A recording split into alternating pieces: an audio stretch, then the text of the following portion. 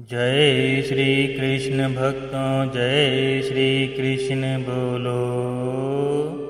श्री बांके बिहारी लाल की जय।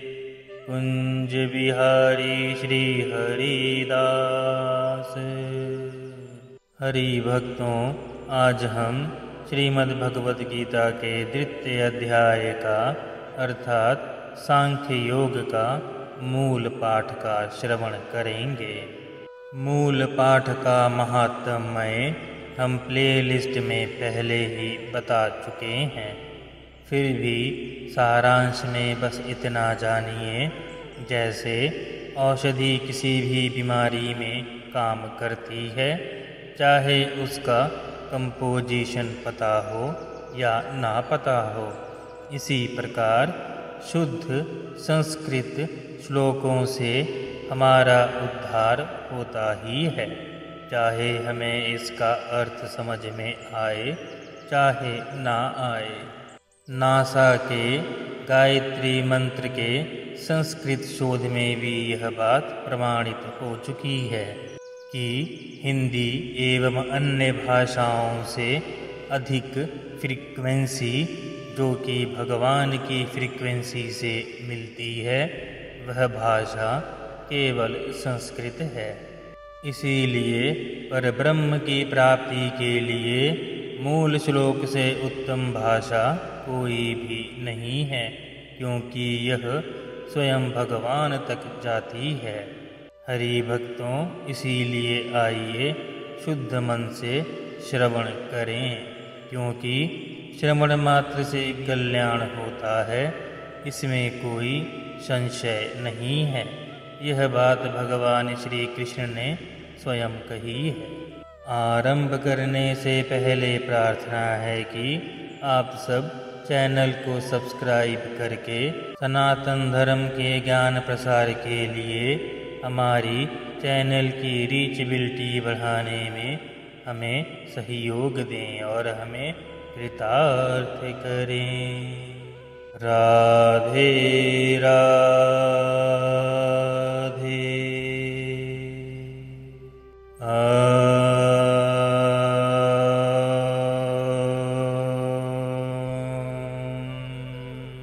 श्री परमात्मने नमः। अथ द्वितीयोऽध्यायः। संजय उवाच। तं तथा कृपयाविष्टमश्रुपूर्णाकुलेक्षणं विषीदन्तमिदं वाक्यमुवाच मधुसूदनः। श्रीभगवानुवाच। कुत्सत्वाकशमल्मिदं विस्मे समुपस्थितम् अनार्यजुष्टमस्वर्ग्ये कीर्तिकरमर्जुन। क्लैब्यं मास्मगमः पार्थ नैतत्तव्यूयुपपद्यते। क्षुद्रं हृदयदौर्बल्यं तयक्तवोत्तिष्ठ परन्तप। अर्जुन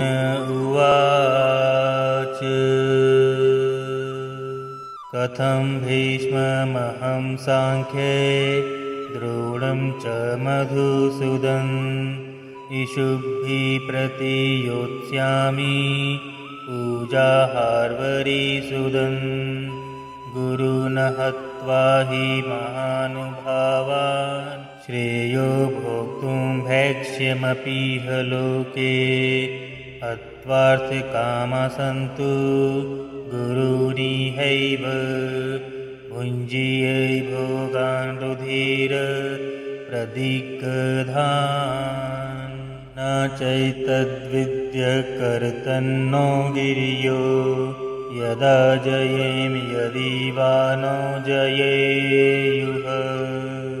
यानेव हत्वा न जिजीविषामस्तेव स्थिताः प्रमुखे धृतराष्ट्राः। कार्पण्यदोषोपहत्स्वभावः पृच्छामि त्वां धरं सम्मूढचेताः यच्छेह स्यान्निश्चितं ब्रूहि तन्मे शिष्यस्तेऽहं साधिमा त्वां प्रपन्नं नहि प्रपश्यामि मापनुद्यात् यच्छोकमुच्छोणमिन्द्रियाणाम् अवाप्य भूमावस्पत्नमृदं राज्यं सुराणामपि चाधिपत्यम् सञ्जय उवाच एवमुक्त्वा ऋषिकेशं गुडाकेशः परन्तप न योत्स्य इति गोविन्द मुक्त्वा तूष्णीं बभूवः तमुवाच ऋषिकेशः प्रहसन्निव भारत सैन्योरुभयोर्मध्ये विषीदन्तमिदं वचः श्रीभगवानुवाच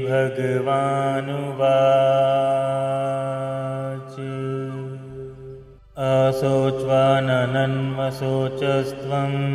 प्रज्ञावादांश भाषसे गतासु न गतासु च नानुशोचन्ति पण्डिताः न त्वेवाहं जातु नासं न त्वं नेपे जनाधिपाः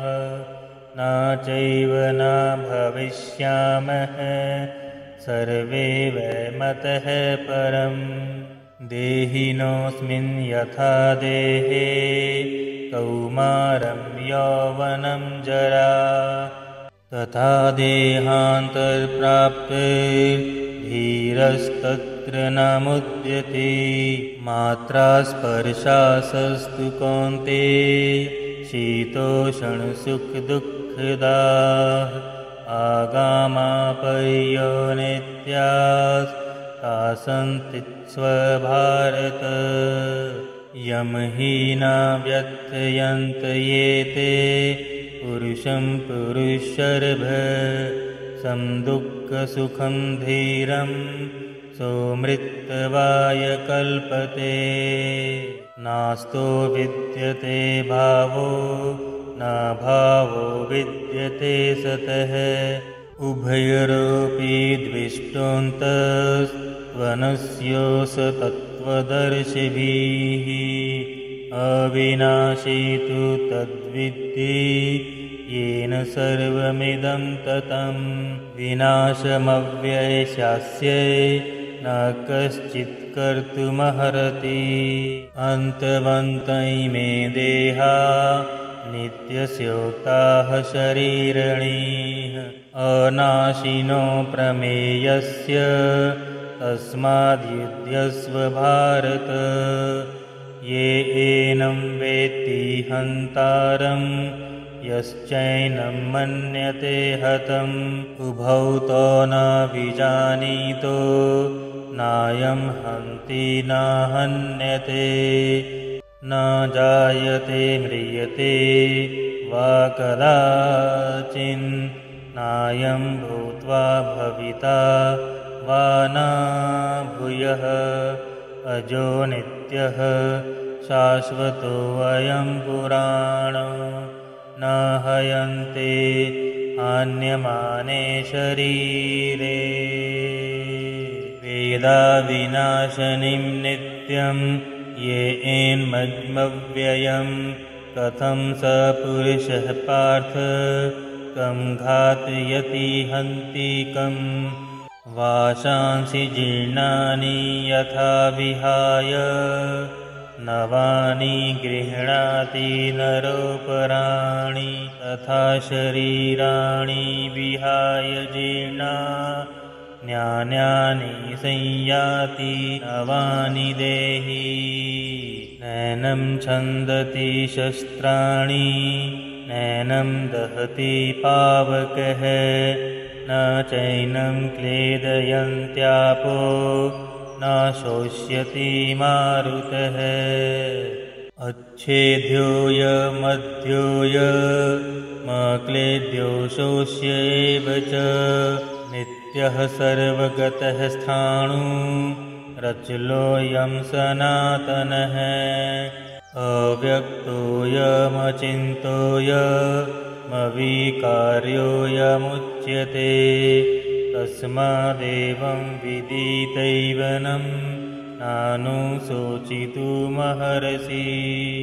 अथ चैनं नित्यजातं नित्यं वा मन्यसे मृतं तथापि त्वं महाबाहो नैवं शोचितुमर्हसि जातस्य हि ध्रुवो मृत्युर्ध्रुवं जन्म मृतस्य च तस्मादप्रिहार्यर्थेर्न त्वं शोचितुमर्हसि अव्यक्तादीनि भूतानि व्यक्तमध्यानि भारत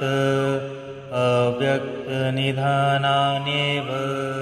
तत्र का परिदेवना आश्चर्यवत् पश्यति कश्चिदेमश्चर्यवद्वदेत् तथैव चान्यः आश्चर्यवचनैनमन्यः शृणोति श्रुत्वाप्येनं वेद न चैव कश्चित् देहि नित्यमवध्योऽयं देहे सर्वस्य भारत तस्मात् सर्वाणि भूतानि न त्वं शोचितुमर्हसि स्वधर्ममपि चावेक्ष्य न विकम्पितुमर्हसि धर्मादियुद्धा श्रेयन्त क्षत्रियस्य न विद्यते युद्धच्छा चोपन्नं स्वर्गद्वारमपावृतं सुखिनः क्षत्रियाः पार्थ लभन्ते युद्धमीदृशम् अथ चेत्त्वमिमं धर्म्यं सङ्ग्रामं न करिष्यसि तत्स्वधर्मं कीर्तिं च हित्वा पापमवाप्स्यसि अकीर्तिं चापि भूतानि कथयिष्यन्ति ते व्ययाम् सम्भावितस्य चाकीर्तिर्मरणादिति ऋच्यते भयाद्रणादुपरन्तं मस्यन्ते त्वां महारथाः येषां च त्वं बहुमतो भूत्वा यास्यसि लाघवम् अवाच्यैवादांश च बहुना वदिष्यन्ति तवाहिताः निदन्तस्तव सामर्थ्यं तदो दुःखन्तरं नु किम् हतो वा प्राप्यैसि स्वर्गं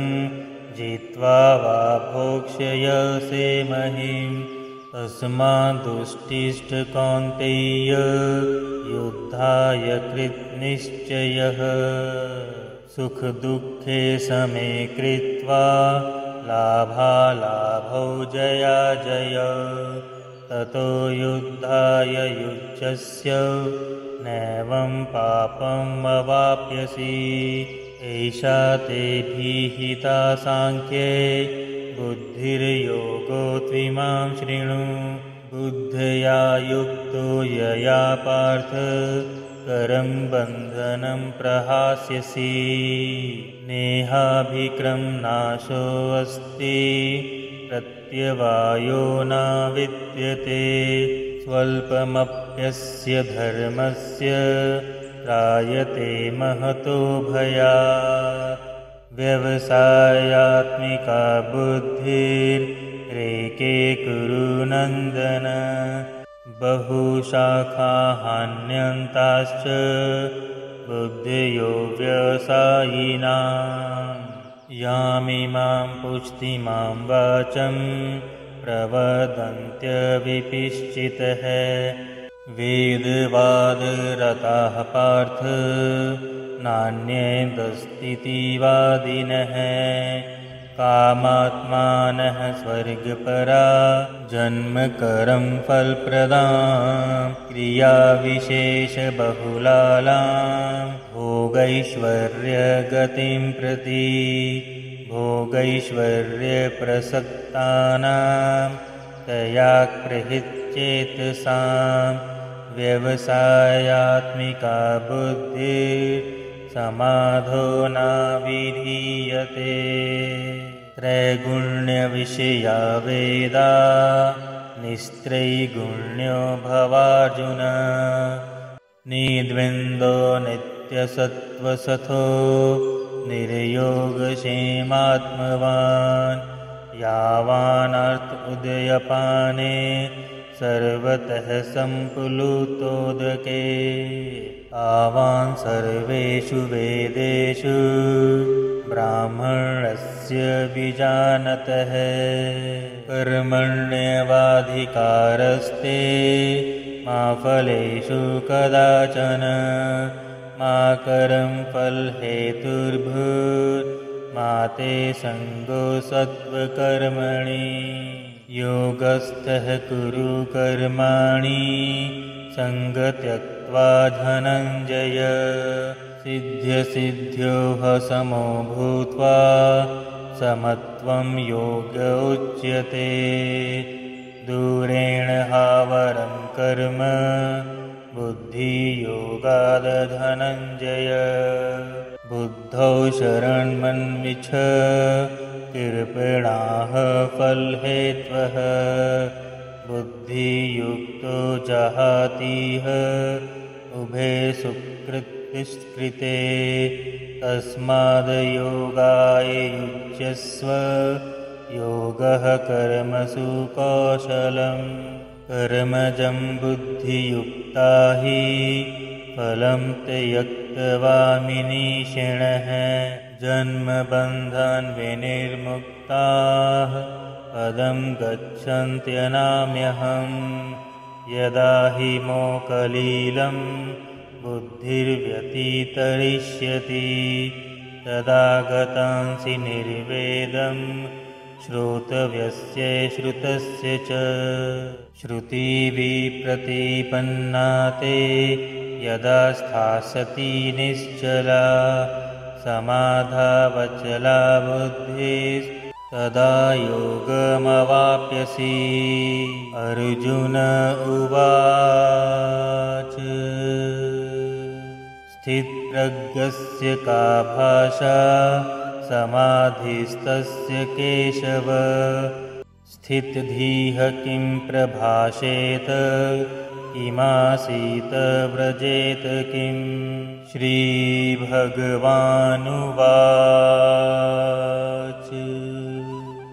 प्रजहाति यदा कामान् सर्वान् पार्थमनोगतान् आत्मन्यैवात्मना तुष्टः स्थितप्रज्ञस्य तदोच्यते दुःखेष्वश्वनुदिग्मनाः सुखेषु विगतसिप्रः वीतरागभयक्रोधः स्थितधीरमनुरुच्यते यः सर्वत्र नाभिस्नेहस्तत्तत्प्राप्य शुभाशुभम्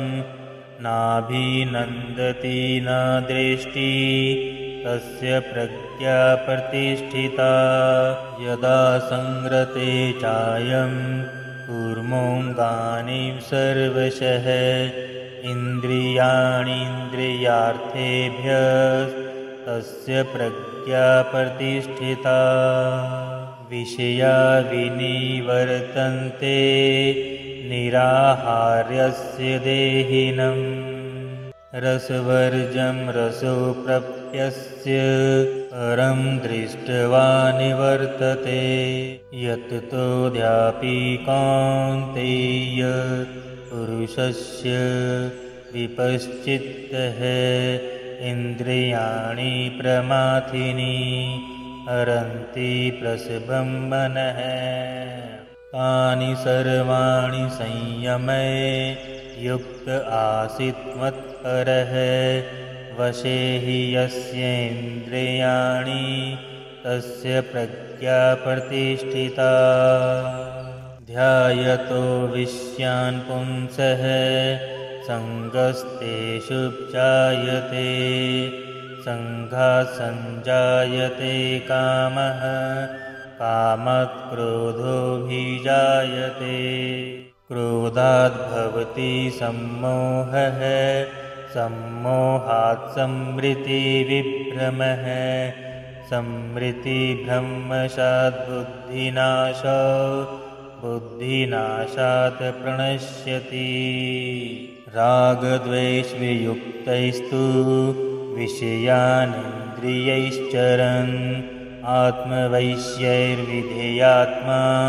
प्रसादमधिगच्छति प्रसादे सर्वदुःखानां हानिरस्योपजायते प्रसन्नचेत्सु हास्यु बुद्धिः पर्यवतिष्ठते नास्ति बुद्धिरयुक्तस्य न चायुक्तस्य भावना न चाभाव्यक्तः शान्तिरशान्तस्य कुतः सुखम्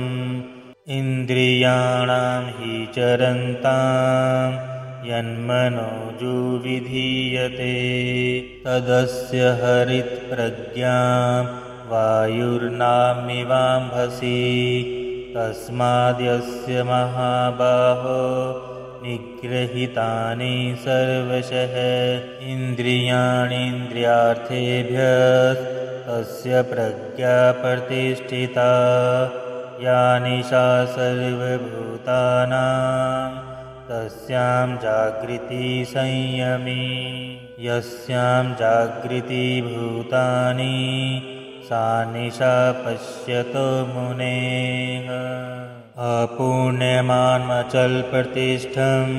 समुद्रमापः प्रविशन्ति यद्यत् तद्यत् कामायं प्रविशन्ति सर्वे स शान्तिमाप्नोति न कामकामी विहाय कामान् यः सर्वान् पुमांश्च चरित्निः सप्रियः निर्ममो निहङ्कारः स शान्तिमधिगच्छति एषा ब्राह्मी स्थितः पार्थ नैनं प्राप्य विमुच्यते स्थित्वा स्यामन्तकालेऽपि ब्रह्मनिर्वाणमृच्छति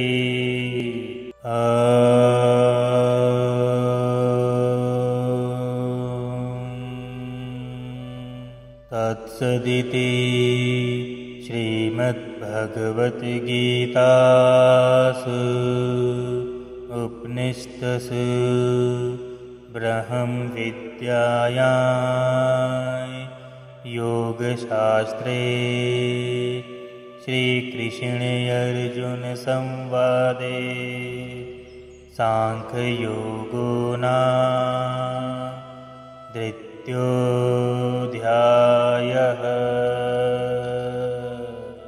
ॐ श्रीकृष्णार्पणमस्तु।